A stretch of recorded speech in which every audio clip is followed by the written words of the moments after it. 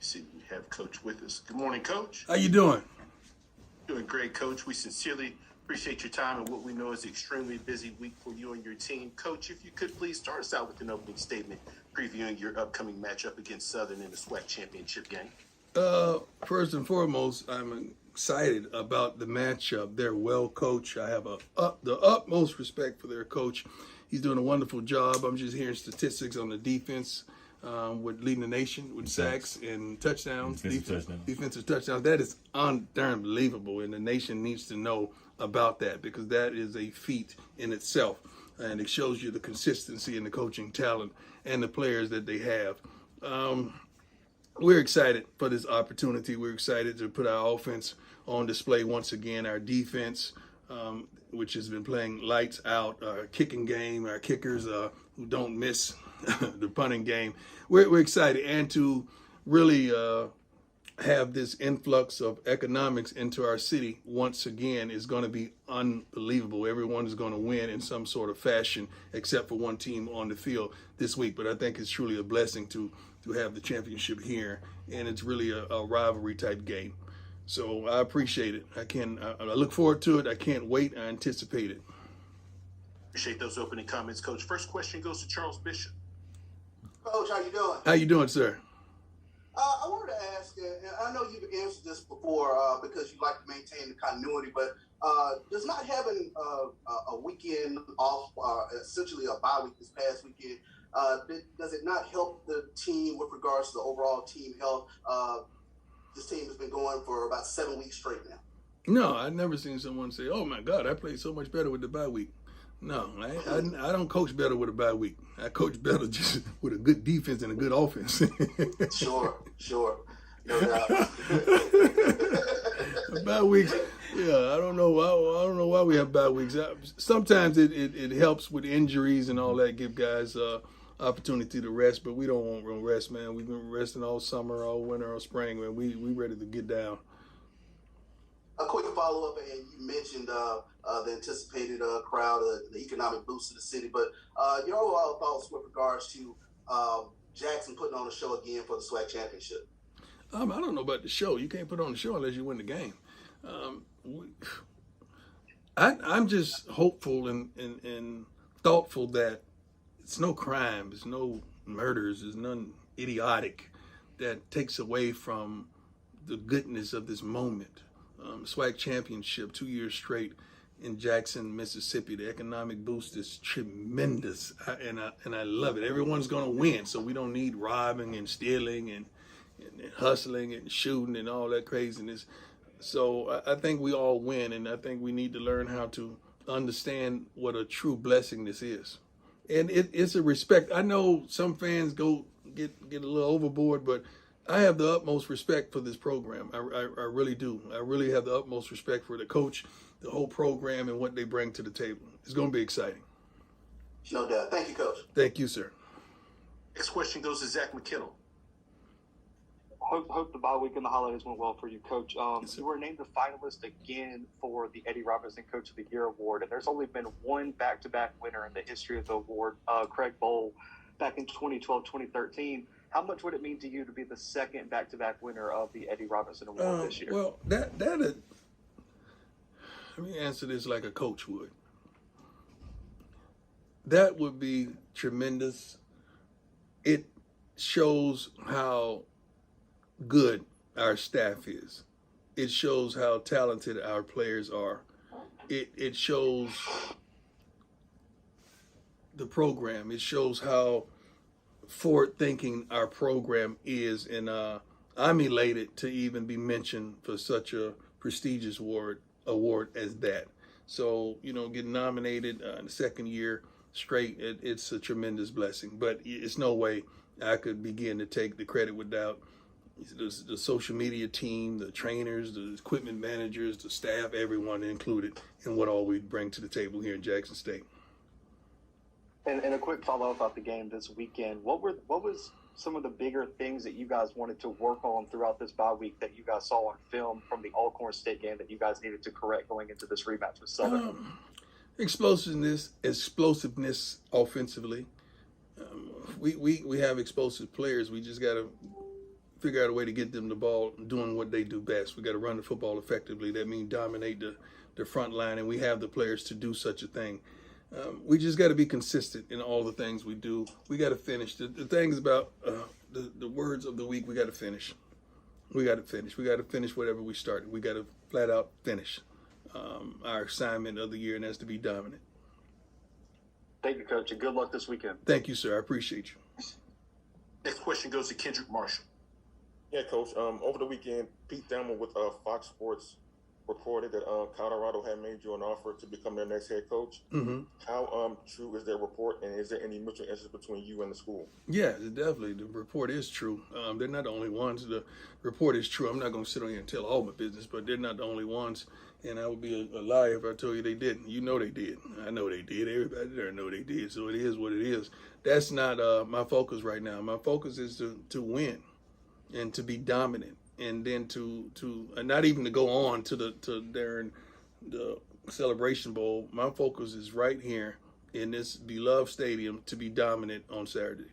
That's my focus, and I keeps the main thing. And everyone that knows me know that about me. I have an innate ability to focus and keep the main thing. As a follow-up, how do you not let these reports distract you from preparing for each week and preparing your team to play? Well, to someone else that hadn't been that dude, it gets intoxicating. I've been praying for a long time, dog. Attention ain't nothing new to me. Like, come on. This is. I'm not being braggadocious or whatever. That's a wonderful word, isn't it? Braggadocious. Just came up with that. I think I said that a few weeks ago.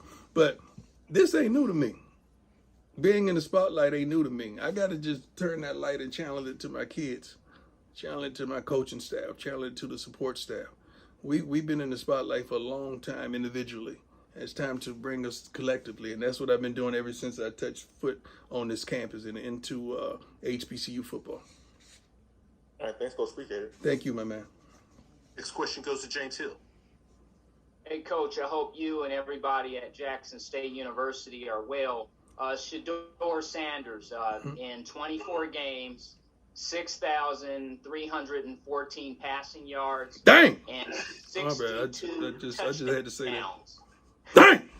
Woo. Talk a little bit about Shedeur, his development, and again, he's carving them up like turkeys, and he's getting better every day. Well, we've been slacking the second half of the season because a few people have caught up with us, and we got to be a little more innovative, and Brett is doing a good job of that right now in the lab. But Shedeur is progressing. Each week, each game, he's progressing. He called the team up at the end of practice today and got in their butts a little bit about the focus and the understanding of the challenge and what we have at hand. And they're trying to make history, and they're trying to be dominant and making it. He's a football guy. I mean, he's a coach's son. He's a football guy who loves it, lives it, eats it. He likes to stunt. Now, he likes the finer things of life, but he he has to earn those things. But I love what he's putting on display, and the best is yet to come. I truly believe the best is yet to come. We do brunch every Sunday morning. He and my oldest son and my daughter, and one of the things I challenged him to, I talked about all his interceptions, and what he had 6 of them, six, Yeah. and each one of them, the defensive back didn't make a great play. All of them was gifts that he put a bow on and just handed it to the opposing team. And I said, think about that. Think about those plays, and I want you to really eliminate those things, because those are decision-making flaws. And to think that you're as successful as you are, but 6 decision-making flaws you can eliminate, think about how much better you could possibly be. And those are the conversations we have, because you can't just come at him any kind of way. You got to have an intellectual part to come at him, because, he knows this game. And when I'm about to get on him, he say, wait till you watch the tape. And then I watch the tape and I see what he saw. Sometimes we could be critical until we start seeing what the quarterback sees. But I'm proud of him. Coach, the Eddie Robinson Trophy is on display every summer at Media Day in Birmingham. Mm-hmm. It's also earned by the winning coach, and you won it last year, and you have an extensive trophy case, and we all know that. Mm-hmm. Talk a little bit about working hard and earning another one this weekend at Jackson State, and what that could look like to add another victory as you continue to work hard and guide your team? Well, the Bible talks about seeking ye first, and then all these things shall be added. We're trying to be dominant. We've been saying that since day one. And when you're dominant, all those things are added. All the accolades for the team, all the accolades for the coaches, all the accolades for the support staff, and so forth. All those things are added. So we don't think about those things. We don't set out and say, well, we want to have the best freshman. We want to have the best this. We don't think like that. We've been saying since day one, we want to be dominant.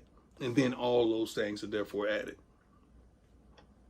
Have a blessed week, sir. Thank you, my man. Try to get a few more questions in Yes, quickly. sir. First question goes to Jeff Lightsey. Hey, Coach Prime, I understand, just going back on a question that you were asked earlier, you said you've been Prime for a long time, but your team and your program haven't always been Prime or Deion Sanders. I just want to know, how do you prevent all the rumors that are circulating around your name, prevent it from hurting your team going into this week, or your program and recruiting and things like that? Our team has been good since we've been here. We've been good. So I disagree with you with that. We've been good since we've been here. We focus, man. Like we're dialed in. We have some really good coaches and guys that have been to the highest level of football, and we know how to focus our kids. We know how to make sure our kids are watching enough film. We know how to make sure our kids understand their alignment and assignments to another level.